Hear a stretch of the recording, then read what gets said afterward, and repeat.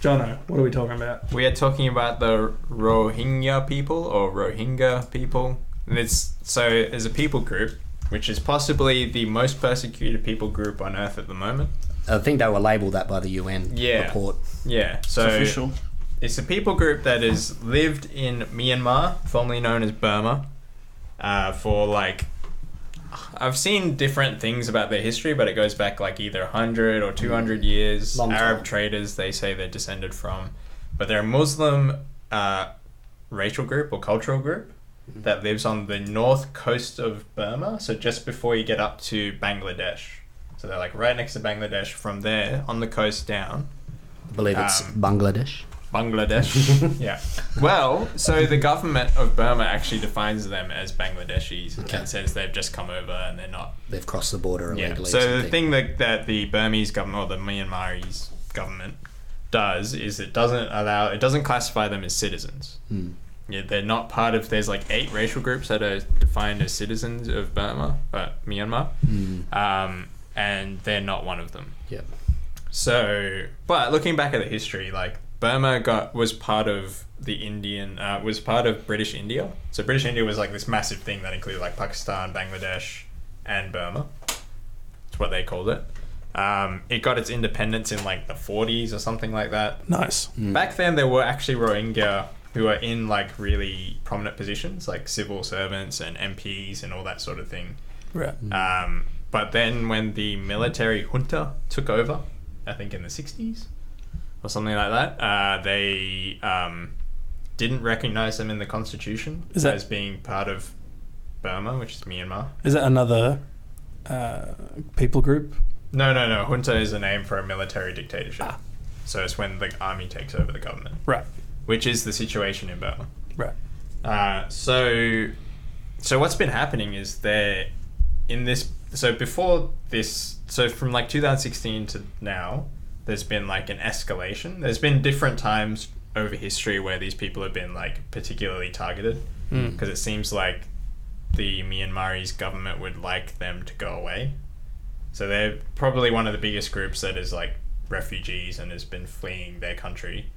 But this recent, before this recent outbreak of violence, I think they estimated there was between 1.1 and 1.3 million of them living in Myanmar.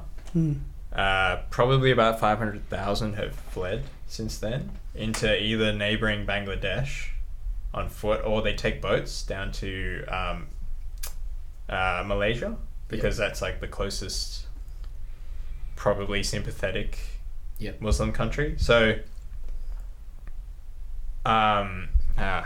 so basically what's happening at the moment is we can't really get accurate reports from the area because the Myanmarese government doesn't allow foreign observers or press or anything in there. So they want to do like a fact-finding mission or something by the UN or... You might have said this, but did you say why they're so targeted? It's just like, I guess they're not considered... Well, for one, they're Muslim. Right. The majority of Myanmar is Buddhist. Right. It's... I don't know, that probably just comes down to like, why is any racial minority persecuted in any country where they are? Tough. They're different, they're not considered part of the country, they're labelled as an issue, I guess. So there wasn't like a big inciting attack or anything? No, I think the majority racial group just tends to have a negative opinion of them. But it's... because of the conditions that they face, there has been like an insurgency, so like a group has been formed trying to like defend them. So recently they've started attacking like police officers and army units as well. So I think about 20 have died in the last month or something. I think the last attack they said was incited because the insurgents targeted someone. Yeah, so like what's happened as a result is that the military's cracked down, and you can only really get first-hand accounts from the refugees that make it into Bangladesh. Right. But they're basically saying that villages are getting like destroyed by like mobs that are attacking them. There was a lot of stuff going around on the internet because a lot of like Muslim countries especially are quite upset because they're a Muslim minority and they're being persecuted. So like Indonesia, Malaysia, Turkey, the president offered to send 10,000 tons of food aid to help this group of people. Bangladesh doesn't want them because Bangladesh can't handle more people because it's already can't handle people. I've heard reports that they're actually trying to send them back. Yeah. When they come across the border. There's also reports that someone has been laying mines on the border, and it's a bit of like the Bangladeshis reckon it's the Myanmarese government that's doing it. The Myanmarese government are like, oh no, it's the insurgents who are doing it. Considering the insurgents use like knives and clubs in their attacks on the police and homemade guns, it's pretty unlikely that they're capable of making a mine. There were mines there before though, wasn't there? So in like the 90s it got mines to prevent trespassing across the border, because I guess it was like a closed state, so they probably didn't want anyone to come in. It's pretty crazy. So like Aung San Suu Kyi is the de facto head of state in Myanmar, or like the head of government. So what did she say about it? She is a Nobel Peace Laureate. She has massive history like fighting the military government, and eventually bringing democracy. They've been basically given democracy. Yeah. The military still gets 25% of the government, and they still have control over, I guess, the military and what it does. And essentially she has no control over the military. Yeah. So people are coming out, including like other Nobel Peace Prize laureates, saying, why aren't you doing more for this people group? To her? To her. Yeah. So they sent a letter, I think. It's a very exclusive letter. card. I think Malala Yousafzai, the girl who was attacked in Pakistan for going to school. She was one of them, and other ones who are saying why, like, you should be doing more. The Dalai Lama has said that he's always brought it up when he's met her in person. She apparently has elections that she needs to win, and because the majority racial group that she needs to support her doesn't like the Rohingya, always about the votes, then they think that's why she doesn't say anything. But crazy. Apparently you were saying a Muslim man interviewed her or something like that. No, he was a South African man. Oh, right. I think in the UK now, working for the BBC, and he was saying that what he's seeing there was very similar to what he saw in South Africa. Right. So he thinks it's, he asked her, is this ethnic cleansing? Yeah. And I think she came out this week saying, look, there's a lot of fake news, essentially, that word being thrown around that about this stuff happening. Yeah. But the reports are about these villages are being burnt, their houses are being burnt with people still inside, their crops are being destroyed, essentially forcing them to leave. Well, there's got to be a reason, like 100,000 people leave. Yeah, women being raped, villages being pillaged. Like, I did read a story about a woman who said she's gotten to Bangladesh, but she said she was raped by the military when they came looking for like insurgents. Yeah. And she describes what happened, and apparently the government sent like some doctor or something to go and interview them to see what happened, but she was just like hostile and like said, oh, you're lying about this, and it just didn't happen. They're trying to say it's fake news. I really hate when people use that word, because it just seems like a tool to avoid answering the question. Yeah. But the problem is there actually is a lot of fake stuff going out. So a lot of the tweets and things featured pictures from other conflicts. So they weren't even from Myanmar. Okay. There was pictures that were like from like other things that have happened in the world, like not even Asia. Just pictures of ethnic. There was one from apparently there was one from Rwanda. So just have to show like a village. So it's just African. Hopefully, no African people in it. Pick that up. Probably didn't put any black people. It's pretty crazy. Like, I've never even heard of this country. That this isn't in the common kind of what's happening in the news and all that. Yeah, you've never heard of Myanmar? I've heard of Burma. I've heard Burma, not Myanmar though. Yeah. But like even just looking at the country now on the map, like it's huge. Like this should be bigger news, right? It's pretty crazy, but it's a very closed place, so it's hard to get reporters in. That might be why it's like, well, it's hard to do news when you don't have video and you don't have all that stuff. Yeah. Also, they don't have oil, so I'm guessing no one cares. Yeah, jeez. If you look at most conflict in the world, the ones that we care about are the ones that actually affect us in some way, and it just doesn't. So no oil or nukes. The refugees are going into other countries. Into like Malaysia actually has tried to stop the refugees, which is pretty weird because they're one of the biggest like people protesting what's happening to them. Right. Their government and like the Prime Minister of Malaysia Sorry, I thought of Zoolander for a second. He tweeted like at Burma, like, I guess, to stop doing what they were doing, but their government has stopped refugees from their coming over. He tweeted at them. Well, like, he tweeted a message saying that. That's how head of states communicate nowadays. Yeah. Tweets. That could just be like a mechanics thing, though, right? Like they couldn't take people at the time, sort of thing. Yeah, it could be, but it's like you're contributing to the problem by doing that, I think. Yeah, so there's not really very many places they can go. The Thai government doesn't want them. That's the other border they could go down towards. Yeah. So it's Thailand, Malaysia. They take boat further down, take a boat further south, and then get to Malaysia, or they go across to Bangladesh. But Bangladesh like can't support this many people, so I guess they need a lot of money, hopefully from the UN or something. I hate the argument that Aung San Suu Kyi is making with the fake news thing, because like you guys are the ones stopping anyone from getting real news. That's right. Like going in there and reporting on it, so you can't say it's just fake news. You actually have to investigate this. And she just says this is fake news. Yeah, he was saying she was saying that to the Erdogan from Turkey. So she was on the phone with him saying it was fake news. What about China? They probably just wouldn't take anyone, eh? No. Okay. That's not. I don't think that's what they do. Yeah.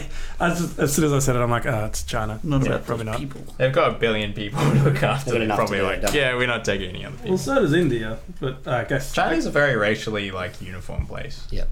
Unless you like Chinese in terms of like there's lots of different racial groups within China, but they don't take people from like. It's not a lot of racial groups that seem to have come from outside China. Crazy. I don't know if that's by policy or by like people just not wanting to go there. I think it's interesting as well because I guess in the West there's a perception that Buddhism and Buddhists are peaceful, and there's no kind of this is something they wouldn't do like other religions would do. Christianity has a history of it. The Muslims. And maybe that's the way that's portrayed in the media, etc. Well, remember the doctor I was mentioning who they sent to investigate the claims of rape. So a reporter managed to talk to her because they could contact her. She's in the government. And she said, it's probably not true because it's not a Buddhist thing to do, rape. Okay. But there's definitely reports of, like, monks being amongst the mobs that are, like, destroying villages and things. Yep. I was going to say, like, it's the same as any country, though, in that, like, not everyone would be Buddhist. No. Or people would say they're Buddhist, but, like, not really. Yeah, it's the same as any, like, religion, though. You can't expect that everyone people do what their religion says they can do. So it's a terrible argument to say, it's not Buddhist, so therefore those people wouldn't do that. Yeah. Like, there's examples of, like, I know in Sri Lanka that happened. Like, Buddhists were part of mobs that attacked other racial groups. I know in Thailand, Buddhists have been arrested because they commit fraud and actually have lots of money and all this other stuff. Like, it's like you can't judge a religion by the people in it. You can't expect people to be good because of a religion. It's like saying Americans are all good Christians. It's a good Christian country. I don't think anyone said that. Yeah, I think they do. They might think that. Yeah, exactly. So why do you think this perception is real? Is it just the stereotypes that are projected onto... Yeah, it might be. Buddhism? Maybe it's the idea of Richard Gere just like sitting with his legs crossed on the ground, or the Beatles or something. Why Richard Gere? He's Buddhist. He's Buddhist. Is he? Yeah. I had no idea. I know he got a gerbil stuck up his butt at one point. That's about the only Richard Gere thing I know. I was picturing Richard Branson. He might be. Yeah, he might be too. Out on his island with his legs crossed. Yeah, crazy. Yeah, because you just think about humming and stuff. Yeah. So what can she do? That is an interesting thing because it seems like the military is the ones in charge. I would be really reluctant to attack Aung San Suu Kyi as a person because of what she's gone through. She's clearly like gone through more than... Because she won the Nobel Peace Prize in 91 or something, was it? Yeah, she spent like... And then she was under arrest for 25 years. Yeah, for ages. Her husband was outside, he wasn't allowed into the country and he had cancer, and she only saw him like 5 times over 10 years before he passed away. She hasn't seen her kids, all that sort of stuff up until this point.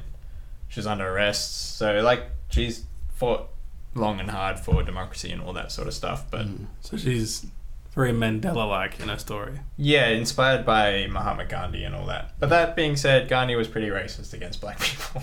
in South Africa. I did not know that. He used to be a lawyer in South Africa, and there's like people who have stories of how racist he was against the black people there. So just, I guess, the fact that you can't put anyone up on a pedestal, basically. Yeah. Like, if there was a statue to Aung San Suu Kyi, I'm sure in about 20 years or so, someone would be demanding it get taken down. Because no one is perfect, and you can't really expect it, I guess. It'd be nice if she said something, but I don't know if it would do anything. Because the military probably would just be like, stuff you, and then all the population would probably be like, stuff you as well. Yeah. Why do you think they don't want to get kind of fact-finding missions in there? It's probably still the influence of the military government. Yeah. I mean, like, it seems to make them seem more guilty anyway, because it's like, nothing's happening. Yeah, it's all good, look away. It's but fine, you can't come and check that. You just have to take our word for it. And we say de facto leader, but like, what does that mean? She's not... She's the one who, like, is in charge of the government, but she doesn't hold a position officially, because I think she's banned from it or something like that. Okay, sounds complicated. So, yeah, some weird deal, but essentially she tells the people who are who have the positions what to do. Okay. So she is in charge, but the military is still really powerful. Nice. What are your final thoughts on that, Jono? It's a very sad situation, and I guess if more of us know about it, maybe our governments will feel more inclined to say something. Yeah. It seems like most of the outrage comes from Muslim countries, which is a bit sad, because it shouldn't just be Muslims who care about Muslims. We should just care because they're human beings. And they're stateless. Like, imagine being born in a country and you have no citizenship in that country. Yeah. And your people have lived there for like 100 years, but you're not defined as a citizen. You don't have any rights in that country. You can't get an education or any of that stuff. Just because of, like, where are you supposed to go? Right. So, yeah. Crazy. Enough about that.